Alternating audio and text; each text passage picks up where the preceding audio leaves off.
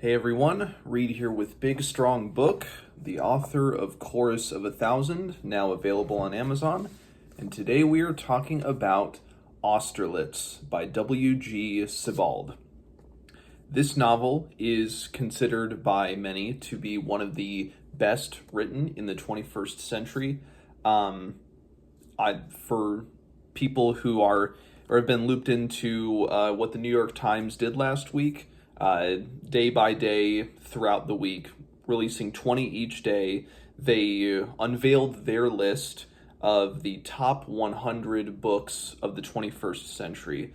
Their methodology, I think, was culling top 10 lists from authors, public figures, some celebrities, to, of course, some groans, with people like Sarah Jessica Parker being included. But anyway, a lot of critics, writers, and celebrity readers were polled for their top 10 of the 21st century. Of course, you can get into technicalities and say, well, the 21st century really began on January 1st, 2001, so we shouldn't include any books published in the year 2000, of which there were a handful, maybe. So as I was going through that list, I had only read 3 books on the list: The Human Stain by Philip Roth, The Road by Cormac McCarthy, and The Year of Magical Thinking by Joan Didion. Those are the only 3 on the complete list of 100 that I had read straight through from start to finish. But earlier in the week, kind of in anticipation of a number of books that I was pretty confident would be in the top 10, top 15 of the list, I purchased a number of them. One of them being Austerlitz, which I have now read. This, I think, ended up being number 8 on the list, number 7 or number 8. And all that I really knew about it was, what's given on the little inside flap here, which is there's a man named Jacques Austerlitz who, in conversations with the narrator of this book, recounts how as a child, a Czech or German refugee coming from Prague, he was raised in Wales, but then later starts to learn that his identity is not that. He's not Welsh. He is a refugee from Central Europe. And that kind of starts him on a lifelong obsession and quest to dive into his memory, his family history, and then that leads into a broader scope look at just the nature of time and memory on a grander scale, aside from just the personal one. So that's where this book goes. And I really thought that this was truly fantastic, but in a way that I would reserve giving this, a full 5 out of 5, just because I would need to read this again and really dive into it. This is definitely a contender to be a 5 out of 5 book. It's an extremely strong 4 out of 5.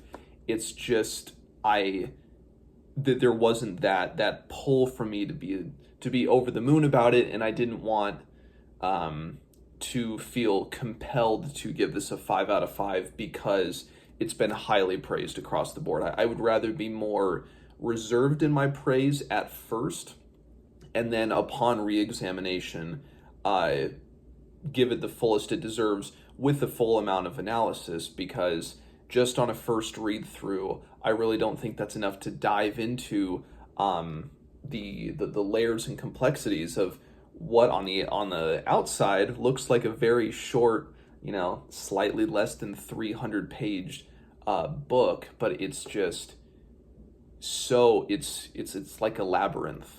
You're going through a labyrinth in this. One of the big things is that this entire book is structured as one long paragraph. Of course, there are paragraph breaks and a few section breaks, but not a lot.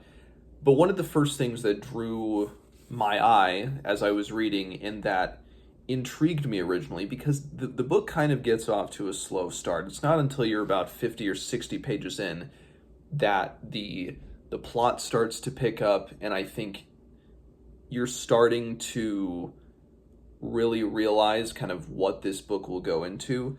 But there are little things like this, for example. There are a lot of photographs. I'm not sure if that's a good, clear image. This is from earlier on in the book. But whether they be, or whether they are ostensibly photographs that the narrator took, photographs that Austerlitz took, they mention kind of both of them taking photographs. And of course, I've tried to look into this, and I'm not sure. With the photographs in this book, obviously they are photographs, but are they ones that Sebald took? Are a lot of them just photographs that he maybe didn't take, but he purchased the rights to? I don't know. And that's, I almost don't want to know, because that helps to kind of preserve, in many ways it might preserve the power of this novel.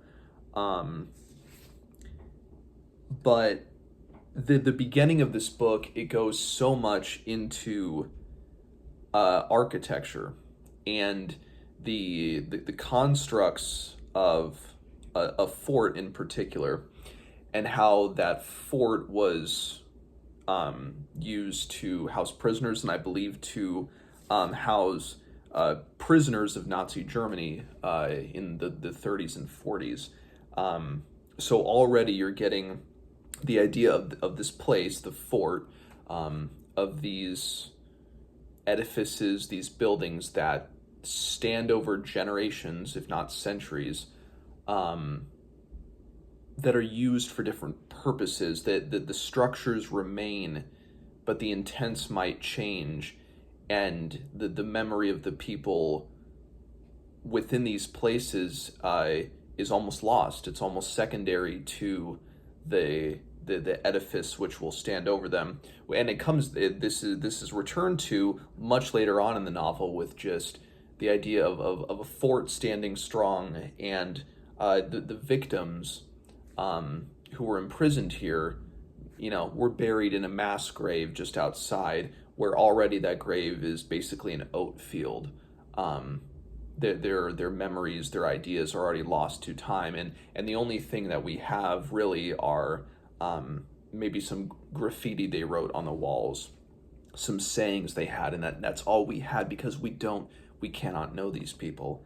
And of course, one of the big kind of thrusts of the narrative here is Austerlitz himself trying to reconnect to a past that he was forced away from as about a 5-year-old in, I think, 39 or 40, trying to figure out, to really trying to reconnect with his father, and find out what happened to his father, and getting more information about his mother. And he realizes kind of these moments where he's almost overawed, and overawe in general is a big concept within this. The awe that nature can provide, when you're, and Austerlitz finds this throughout his travels, as does the narrator, where you wonder like what this space of land has seen over the course of many generations. And it's also best seen, not necessarily, this isn't nature, but train stations in London, in Liverpool, I think, in Paris, and other places throughout Europe. I think there was one train station that they discussed that maybe it wasn't a mental institution or something, or maybe I'm misremembering, which is ironic considering the what this book is all about.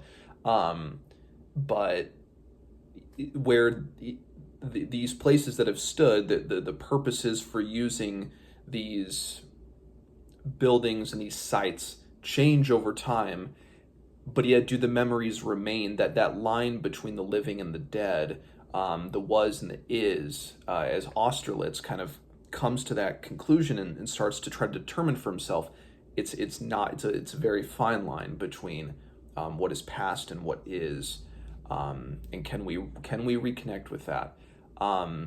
Because in a broader sense, I mean, it's the rediscovery of trauma, of reopening his life to these tragedies that befell his parents, because his mother was Jewish and was forced into a ghetto.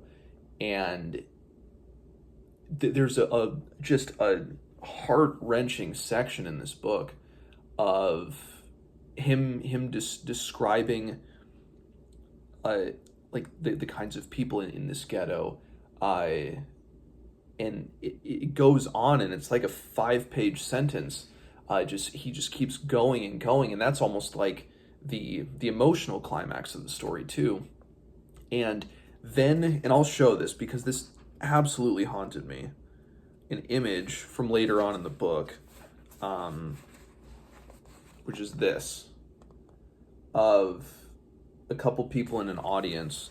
Austerlitz mentions viewing this film of this town, and it's as he's getting closer to finally really putting an image to the idea of his mother, to his mother.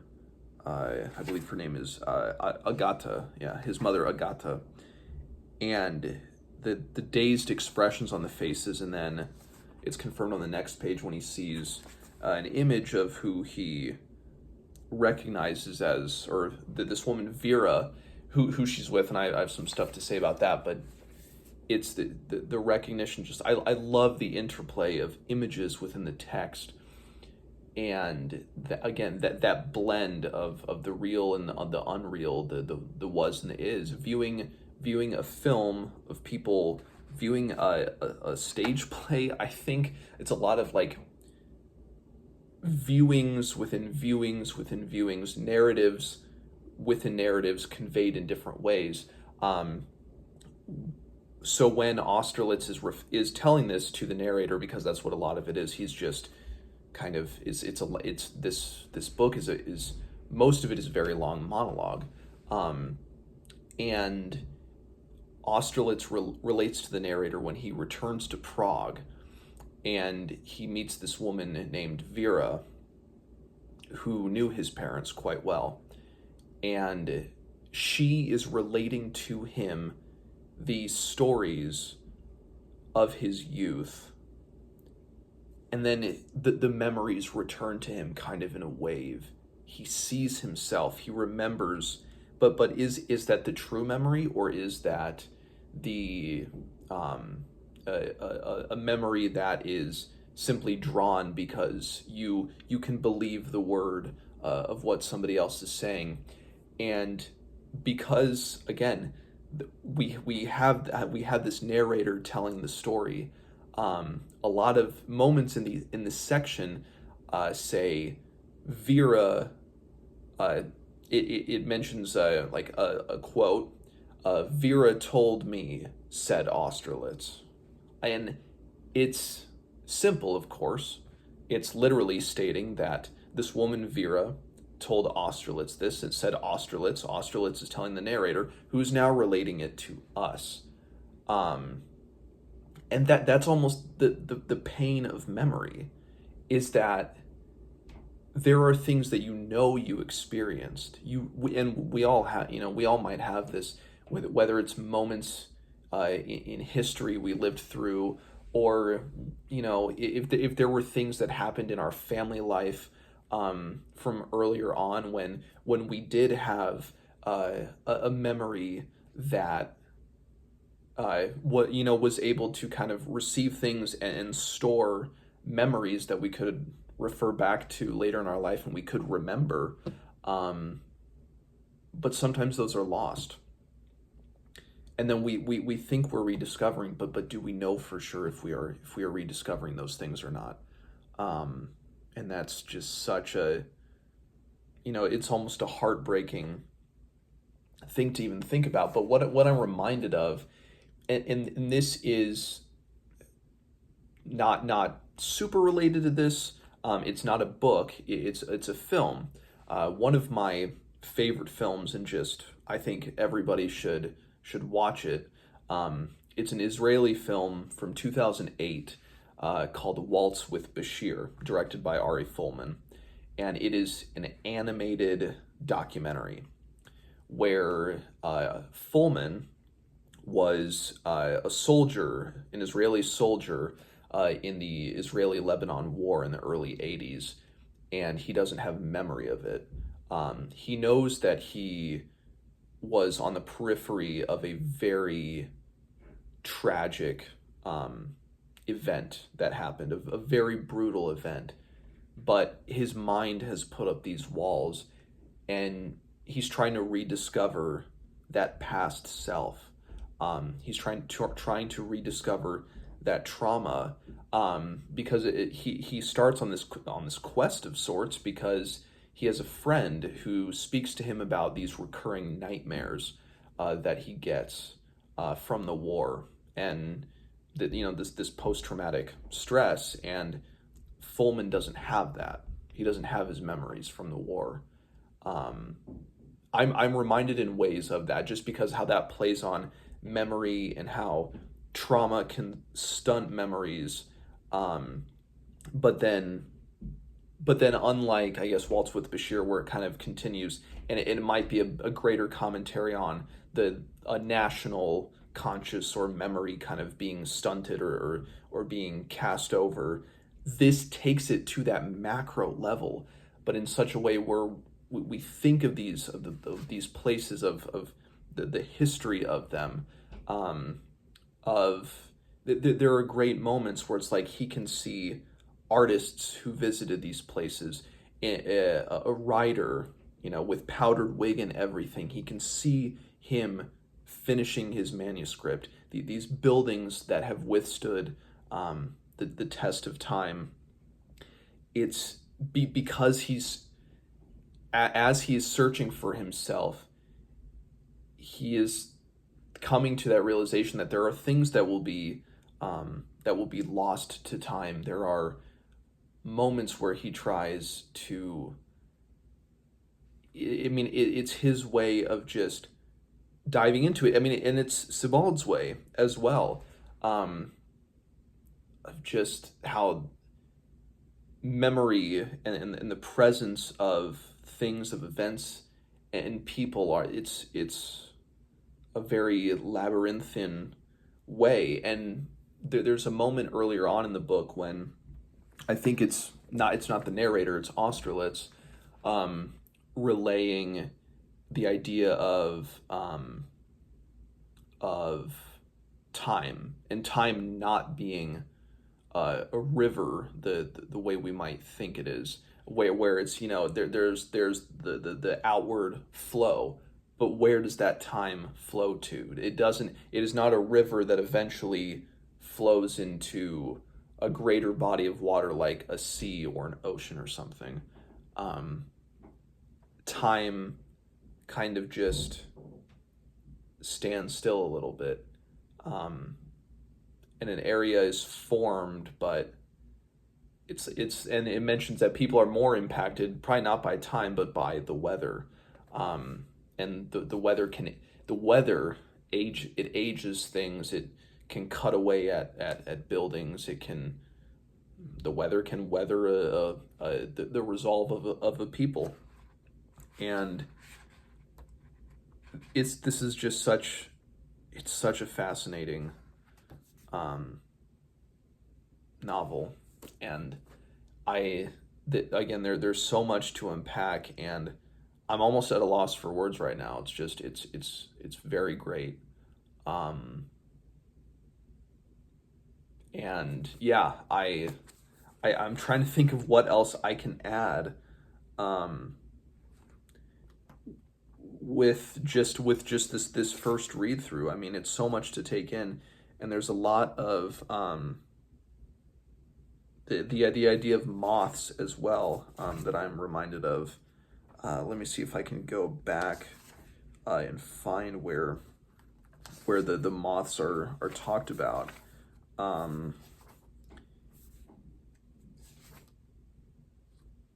There's that too where they are lost and moths kind of return to this home, and he says, I wonder what kind of fear and pain they feel while they are lost. We're not alone in dreaming at night, for quite apart from dogs and other domestic creatures whose emotions have been bound up with ours for many thousands of years. This is page 94. Smaller mammals such as mice and moles also live in a world that exists only in their minds whilst they are asleep, as we can detect from their eye movements. And who knows, perhaps moths dream as well. Perhaps a lettuce in the garden dreams as it looks up at the moon by night. I myself often felt as if I were dreaming during those weeks and months I spent at the Fitzpatrick's house.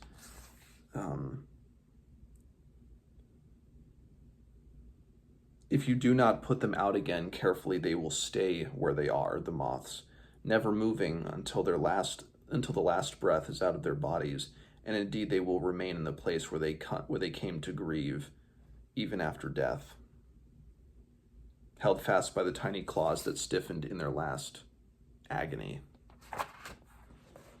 We return to the place